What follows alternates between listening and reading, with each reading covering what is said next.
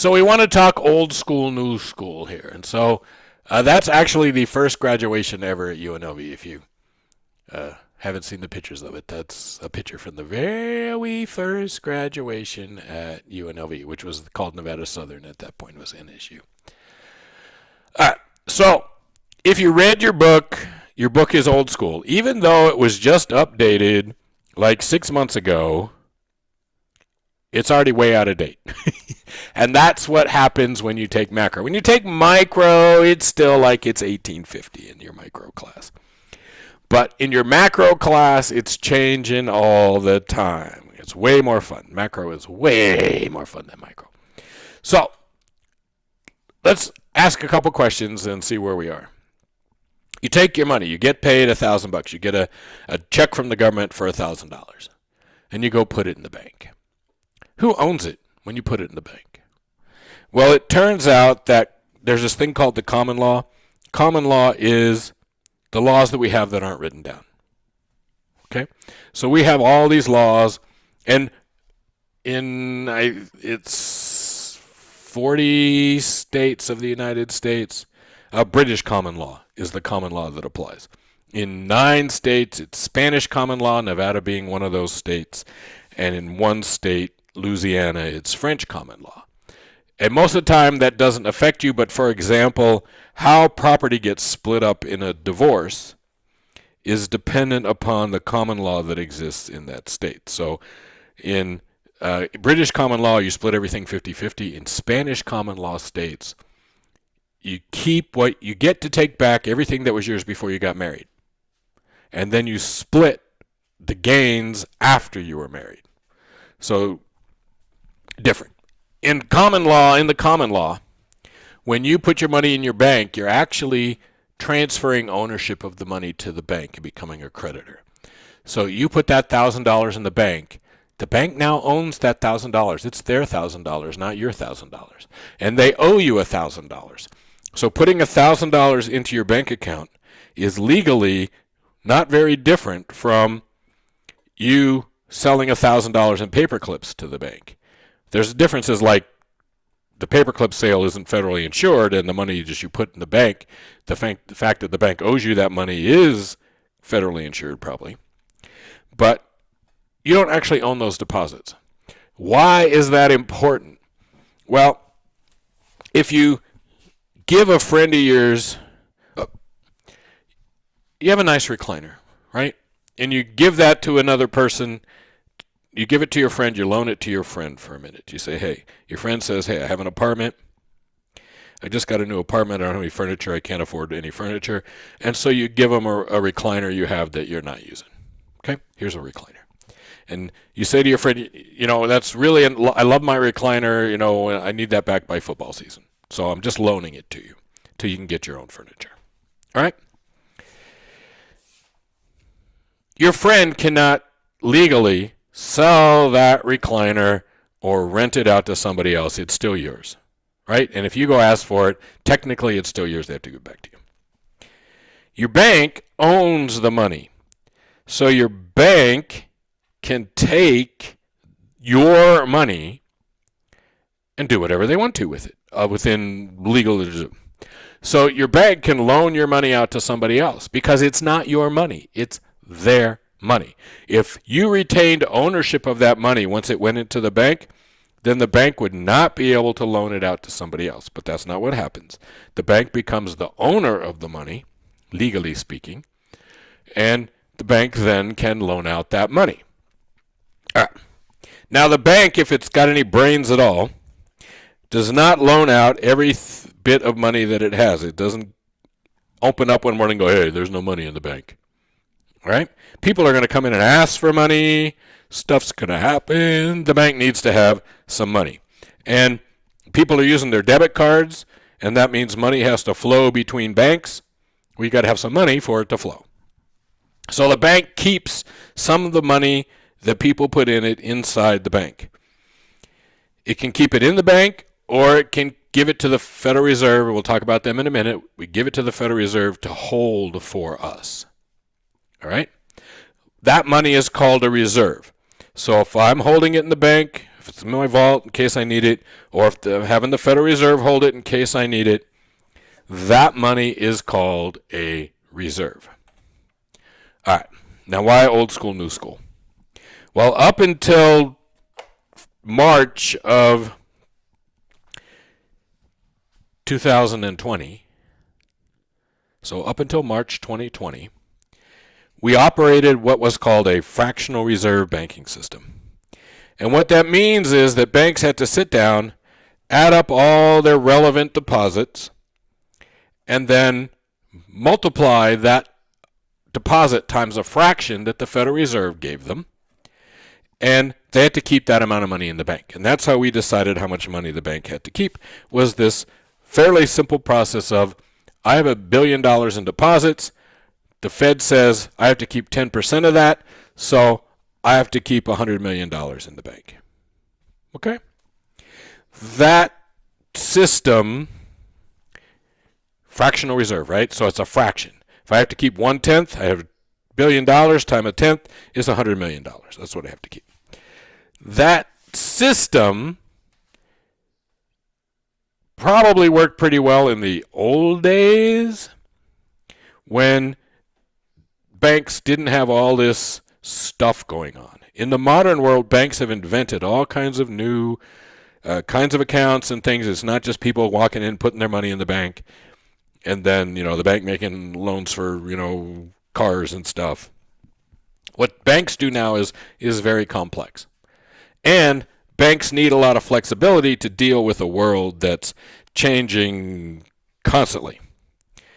This fractional reserve system doesn't have any flexibility in it, and it doesn't allow for the fact that some banks are engaged in far more riskier or interesting obligations than other banks. So two identical banks that have the same deposits, one of them might have taken on far more risk than the other, and yet the old system, the fractional reserve system, basically says they all have to keep the same amount of reserves. Okay? So we abandoned this system. We abandoned it. Just like we abandoned little tiny graduation in black robes. So graduation's a lot more fun these days and a lot more colorful.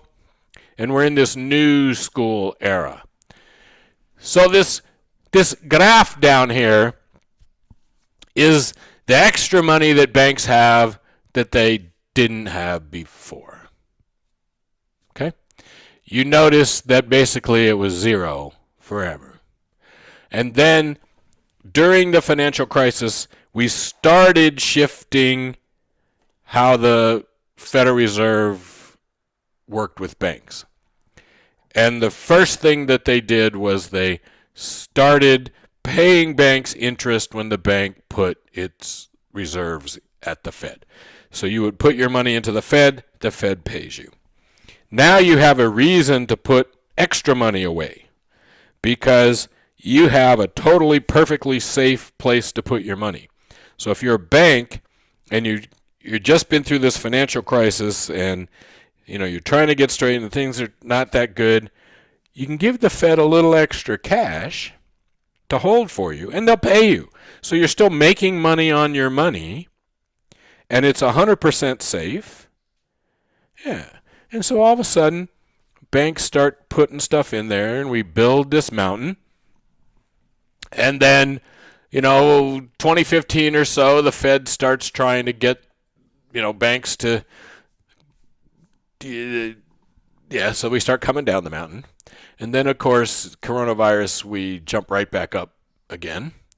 But the point is we have a new system, a changed system, which is called an ample reserve regime. So we used to have fractional reserve regime or fractional reserve banking. Now we have an ample reserve regime. That means based on its own specific, unique operations, we require banks to not even necessarily keep reserves, keep certain kinds of do things. It's a much more complex system. It's designed to make sure that in a financial crisis that a bank can survive for a month at least without help. that when bad things happen, the bank can kind of cover everything for a while. All right? The old system was you just have to keep this money. Well, when times are bad, if you have to keep that money, now we got a problem, right? Think about that. Let's think about that. In the old system, let's say you have to keep 10%. So if things are bad and people are pulling the money out of your bank, A, you only have the 10%, but B, legally you have to keep it. Right? So you get to a point where people are pulling money out of the bank is required by law to keep stuff in the bank. We have a fundamental problem. And we have these things called bank runs where people literally run to the bank. That's why it's called a bank run. And everybody tries to take their money out. Well, the new Federal Reserve System, and again, we have the whole next chapter and 3 chapters from now, it's mostly about all this stuff. But now the Fed lets the bank be flexible. So the bank is holding stuff in case of trouble. And now it can use that stuff. It's not required to hold on to all this cash and have it in the bank. It doesn't get in legal trouble when an emergency happens and it uses its resources to cover the emergency. So hopefully this is a better system. We shall see. But hopefully it's a better system. It deals with individual banks and their individual operations in an individual way and gives the banks better flexibility to deal with problems that arise at the bank. Okay? It's the new school way. All right. So where does money come from? Where does all that M1, M2, M4 and a half come from? Well, this is how the banking system works, right?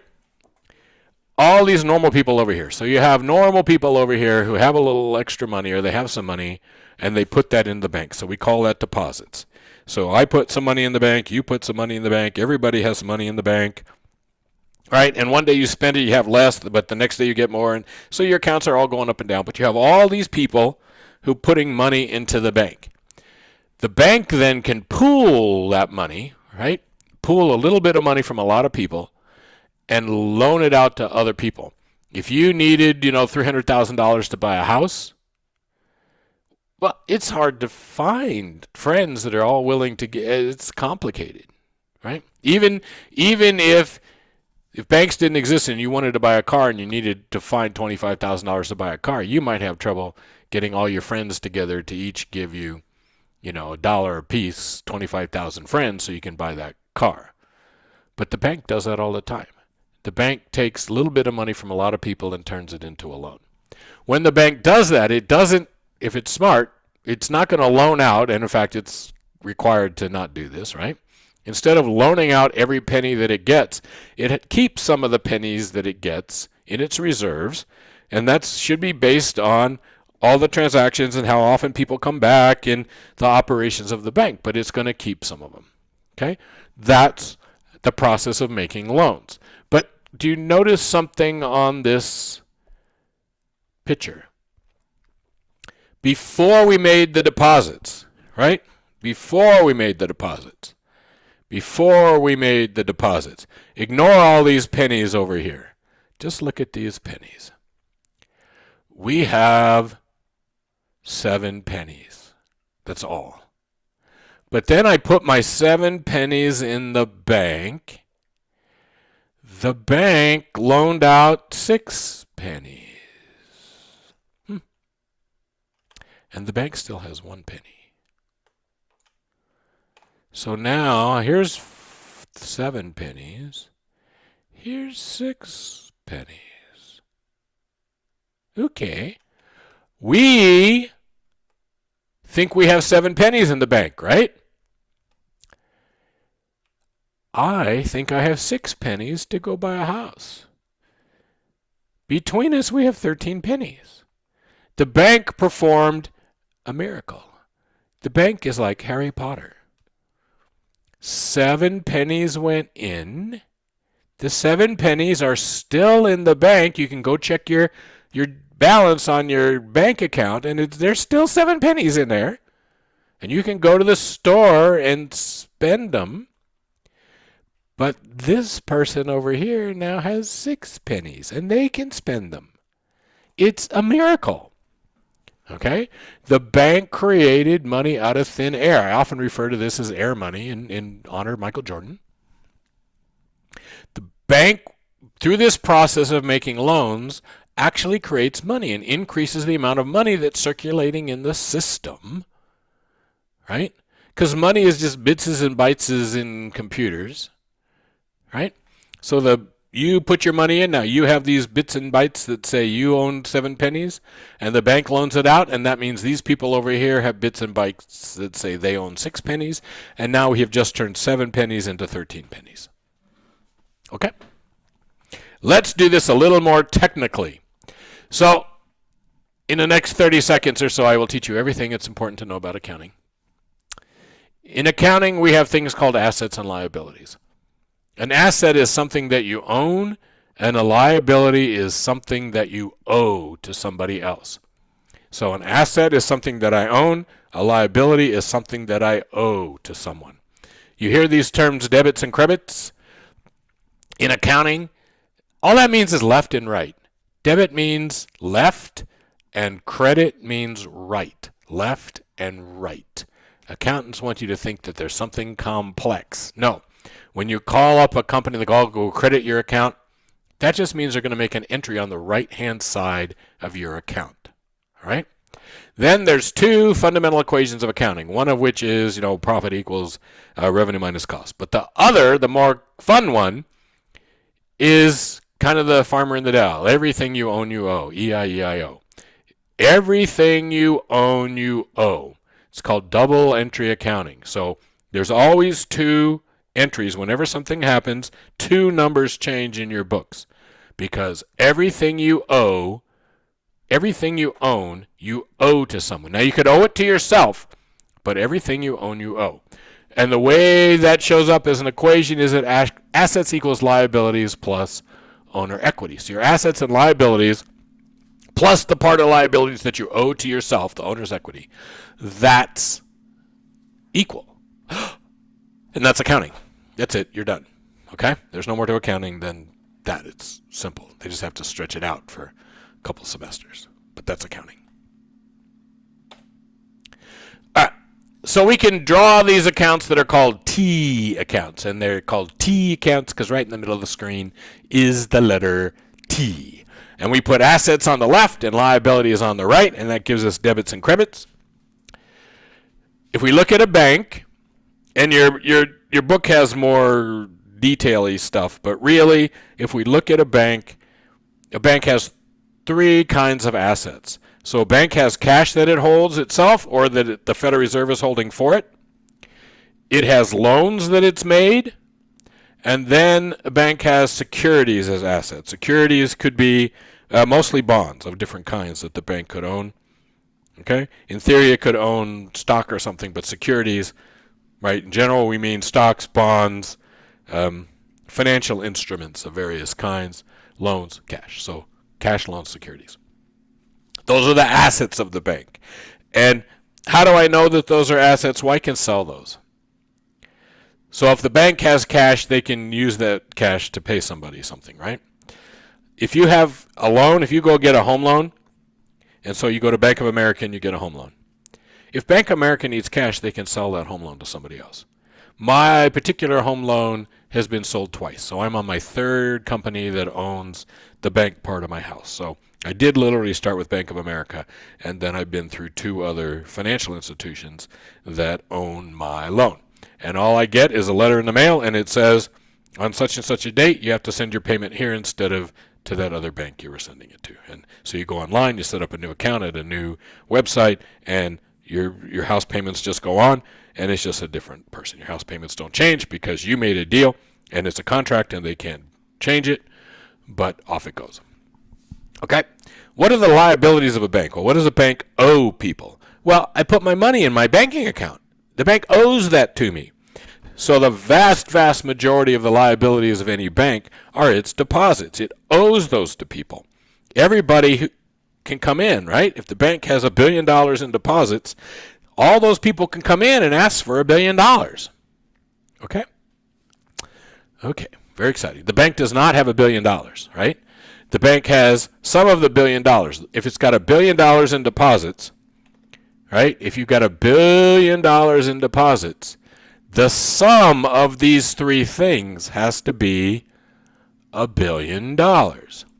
So if I have $1 billion in deposits and have $100 million in cash and $500 million in loans and $500 billion in loans and $400 billion in securities, my accounting balances, because I got $1 billion on one side and $1 billion on the other.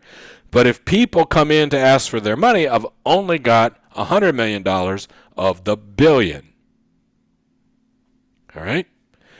Now, doesn't mean that necessarily bad stuff has to happen, because I could sell those loans. I can do what we call them in and make people pay them off. I can go sell my securities, and I can start paying those people if I get the chance when they come in. Okay? All right. So let's suppose that a customer comes in and puts $1,000 in cash in the bank. So in comes you give me $1,000 in cash.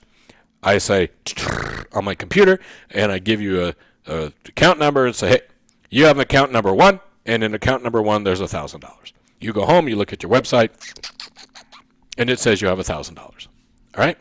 From the bank's perspective, they now have cash of $1,000, which they own, and they owe you the $1,000 that's in your account. So we balance. We have $1,000 on the left and $1,000 on the right. All right? Okay. Now let's make a loan. Let's make a loan of $800.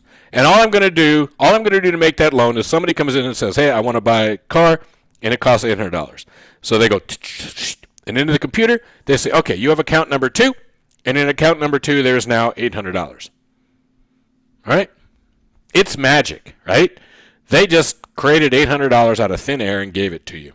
They didn't have an extra $800, but they gave it to you anyhow. All right?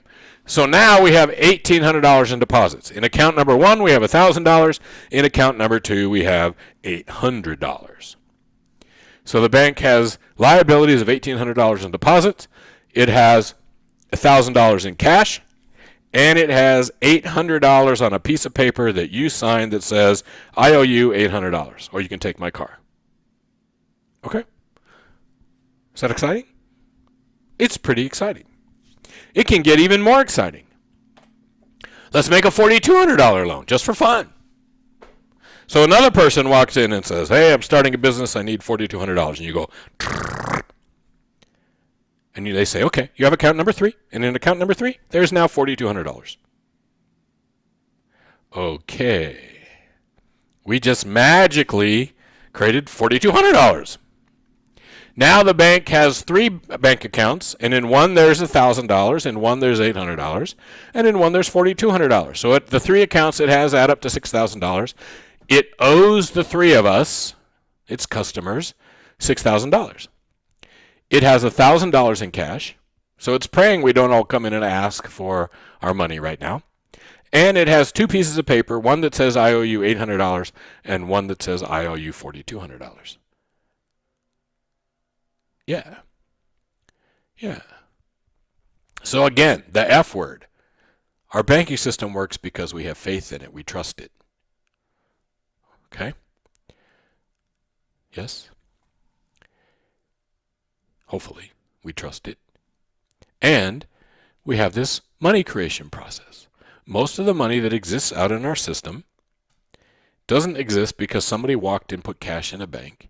It exists because the bank made loans, that loans created new money, and then that money went out into the system and did good things. Yeah, I can tell you're excited. This is very exciting stuff. Okay? When banks make loans, they create money. When you pay off your loan, you're actually destroying money. All right. Your book talks about something called the simple deposit multiplier. No exist anymore. Just saying. Because we used to, in the fractional reserve banking system, we used to say take what's called the reserve requirement, divided by the reserve requirement. Well, the reserve requirement is 0. So basically you've turned the simple deposit multiplier, the way we used to define it, into some number that's just infinite. Really, it's not infinite, but the things that control how big it gets are not, there's not one thing. There's no way for us to look at what's going on in the financial system in the raw numbers and figure out what this money multiplier should be. We need to understand that banks are capable of creating money, and they do it every day. And so every new dollar that gets put into the financial system potentially could create way more than $1. It could create $3 or $6 or $8, or right? And the Fed, of course, is watching what's going on to make sure that people don't get carried away trying to do that. But there's no way for us to sit down and predict now what's going to happen when we add a dollar into the system.